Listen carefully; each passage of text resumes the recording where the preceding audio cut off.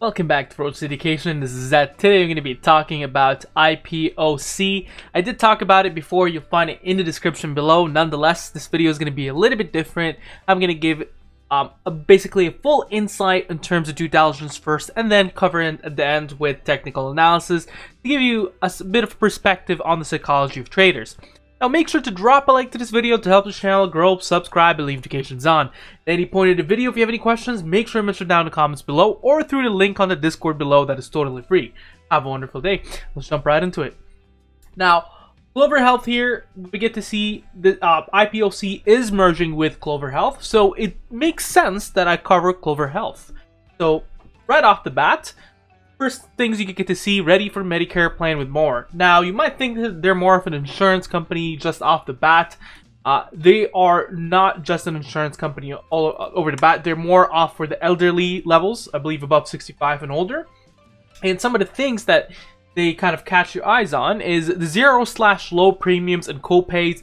Plans start at $0 per month, and you can see the personal doctor and specialist as often as you need, or just as few dollars per visit. A cap on cost, there is a cap on cost, and dental coverage, all amazing. Now you have dental, vision, and hearing covering, easy access to doors, over-the-counter allowance, broad and open networks, prescription drug coverage, and Clover assistance. And basically they're available 12 hours a day, 7 days a week. Next thing here is a little bit off their coverage. Currently their coverage right now is in Arizona, Georgia, Mississippi, New Jersey, Pennsylvania, South Carolina, Tennessee, and Texas. Now I'm going to cover in a bit more towards their presentation, but before then, I think this information here on their About Us covers the exact same things I just did cover. That's their plan for 2021, supposedly. Now they have two kind of levels that they compare with. The original Medicare, that really only covers around 80% off hospital expenses. And Plan B, so the hospital insurance, that's A, but Plan B covers 80% of doctor expenses rather than hospital expenses. Now the private insurance here, what we get to see is that they replace original Medicare with a Part C plan, like Clover Health for instance, and Part D is a drug coverage that original Medicare doesn't cover most RX drugs, but most Plan Cs do, like Clover Health. Alright, moving on forward, we're going to cover on their presentation because, hey, we always find a lot of useful information in these. Even a lot of it is usually fluff. Alright, the first things, they own and leverage data for stack, opportunity for economic alignment, create better health outcomes for members, consumer-driven marketplace. Now, their current 2019 market share was around $270 billion of Medicare Advantage for basically the market itself, not the market share. They're seeing around $590 billion in 2025 for Medicare Advantage and around $1.25 trillion TAM in overall Medicare care, and 14% CAGR. Bit of tongue twist there with a lot of these words. I kind of bit my tongue recently, so it gets a little bit harder. 10,000 new baby boomers joining Medicare every year. MA penetration anticipated to rise from 36% in 2020 to 50% in 2025. More choices often at less cost in Medicare Advantage than original Medicare. Strong bipartisan support. So that sounds all good. Some of their board members, including the founder and CEO, they worked with CarePoint Health, Flatrian, Zemble before, all that stuff. Okay. Next, Andrew Toy with Google and Divide, Joe Wanger with HealthSpring, Bravo, and United Health Group. Similarly, the CEO is from United Health Group, and I'm not sure exactly what logo that is. I'm guessing it is United Health Group. And then U.S. Department of Health and Human Services for the General Counsel and the U.S. Department of Justice. All right, it looks like they have a good team. Some of the key metrics, they have 57,000 members, around 34 countries, and 4.5 LTV/CAC, and that is based on Q1 2020 MCR results of the first half of 2020. Now, the gross premium revenues are increasing, and you get to see the estimated from 2020 is around 37% increase. CAGR, sorry. 354, 457, 664, so 2020 estimated can be seen to be somewhere around 50% more than 2019, and that is bullish. Market share seems to be increasing from 2016 to 20 estimated for June to be increasing up to 25%.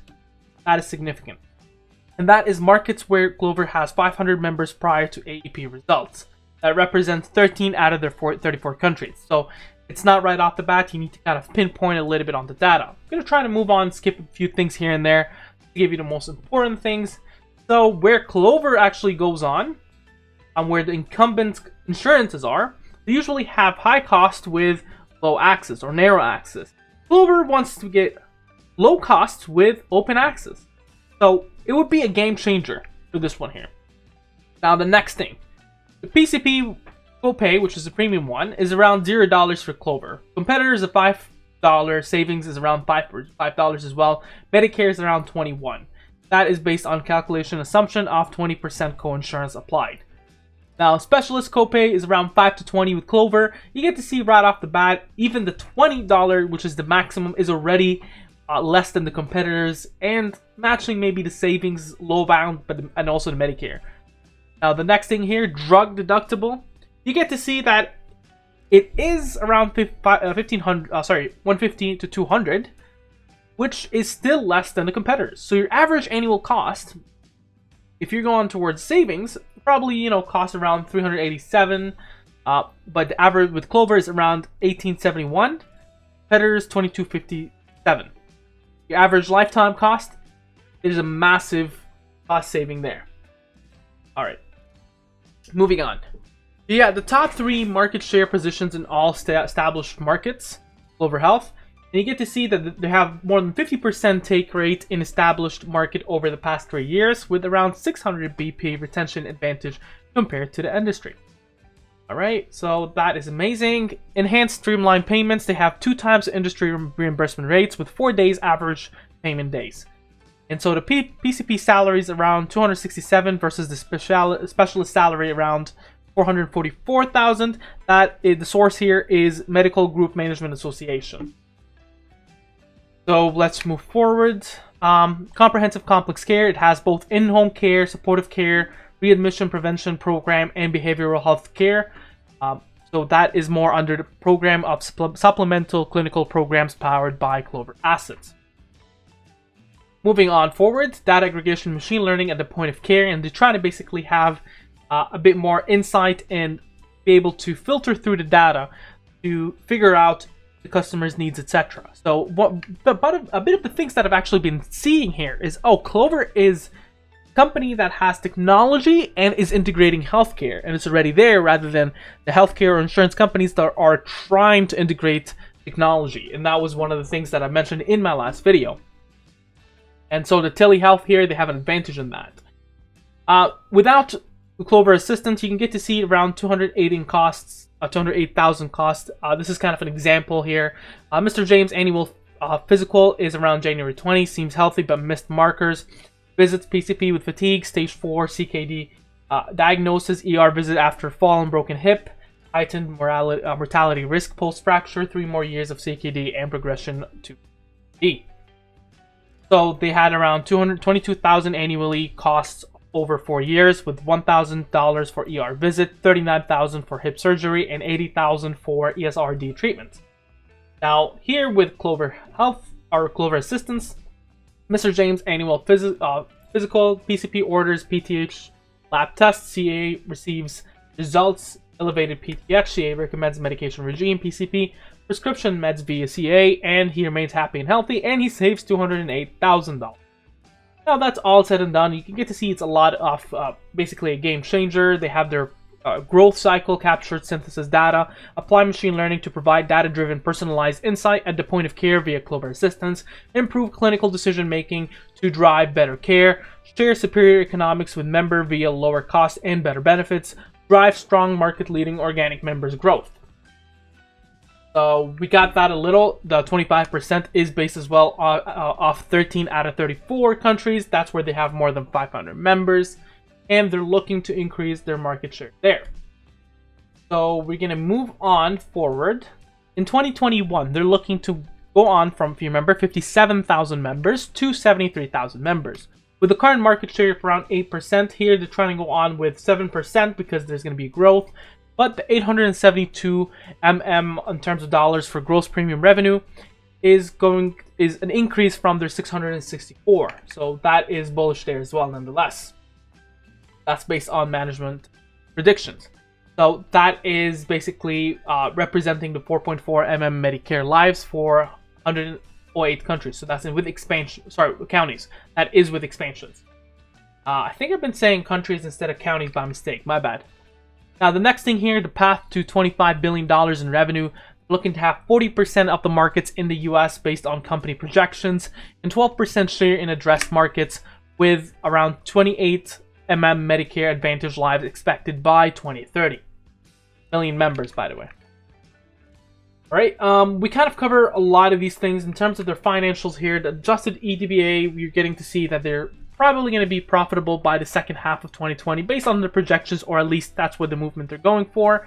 Now you get to see in terms of gross premium revenue, there is a little bit of increase in terms of, if you compare double what they have in the first half of 2020 to around 37 CAGR, as I did mention earlier, with Clover members increasing at least even just in the first half of 2020, already beating 2019.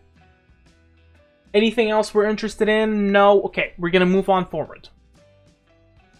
I apologize ahead of time, this is already a longer video than I anticipated. Already covered this bunch here. Okay, they already have current openings here for programs all around the US, including a lot of them being remote. I mean, even some in Hong Kong, which is quite interesting for me. But it looks like they are trying to hire more people, which shows in a little bit sometimes healthiness in terms of company's cash position. If you look here, the company itself is valued around $3.7 billion. And if we're talking about $3.7 billion, IPOC is valued around $1.1 billion. That kind of gives it a fair value, in my opinion, around $30 per share if you look into just their valuation. And so that is something interesting. And if you look into my last video, Shamath Palipitia, my bad, I can't pronounce names for the life of me, and others in there in terms of their acquisitions, they usually go on with also with some of their own money, so that gives you a little bit of an indication that they're not just trying to rip you off. They're also putting some of their money on the line as well. 10K here shows in that they do have a good cash position. Of course, there's no point of going through it because, hey, it's a not yet a reverse merger. It's more under IPOC for security holdings, so of course there's going to be expenses. Now, the next thing here, that is just basic information regarding the merger, and it's going to be going on as a different ticker later on. If you want to look into the exact date for where we're expecting to see or for it to close, it's going to do on before February 10th, 2021. It could be before then, but that is the tentative date that, you know, if they don't make it by then, deal is terminated. Usual stuff for, that's not an offering, it's usual stuff for actually having in the shares and reverse merging. So all kind of same that you get to see with other tickers. All right, moving on towards technical analysis. Ed, we've talked a lot about this one here and everything in between their presentations and whatnot. What do you think about it? Technical analysis point of view, 1 week is not populated, but if you look into the 1 day, what we get to see here is it does look like it has potential to go on and jump further. The moving averages are going on bullish. ADX is bullish, momentum is bullish. Willing percent R, it's a little bit closer to overbought, and MACD is not that stable. If we look into a 2-hour perspective, what we get to see here, it's in the moving average, it is in trading action zone where versus the likely between 1123 and 1082. Below 1082, I would consider it more of bearish in that sense, but it looks like we're looking on the MACD, we might see perhaps an attempt for a pullback in the extended market, but it looks really strong. It looks like it might see other jumps here and there. It looks like a really strong uptrend on a 2-hour perspective. Similarly, volume is actually picking up. It's not decreasing, and that is a healthy balance. You get to see here that was a massive jump in terms of selling shares, but a good balance here does show that there is growth. Moving average band, for the sake of the argument here, it's expected to trade on the top 1123, in the middle 1021, and in the bottom 919. The stochastic fast and the stochastic slow are both showing slow movement up progression towards the green and growth, which is amazing. Now the Fibonacci retracement shows a support at 1120. That is currently a resistance at 1120 if you don't count the extended market. 1069 is the current support and 987. Significant resistances on the Fibonacci retracements, as I said, 1120, 1161, 1202, 1261. Now, we're going to do quickly here through the normal other way with price lines. Right on around here, that is a support, 1117. Below there, we're looking down to 1111. And then we dive down a little bit further to 1089, 1077, 1051. Then jumping down to 1032, and then 1020. And then diving all the way down to 996. Significant resistances here are 1145, above 1145, we're looking up to 1161, to 1198, and then jumping up to 1223, and right around this level here at 1267. Alright, Ed, what do you think about this one? Do you think it's worth a trade? I think investment-wise, this one might actually be solid. You know, buy it and forget about it. Now, if you're trading, it's going to trade up and down depending on news coming out, different people pumping it, etc. It is a solid company from my previous perspective, but I do expect that perhaps it would probably jump around $13 and then dip down a little.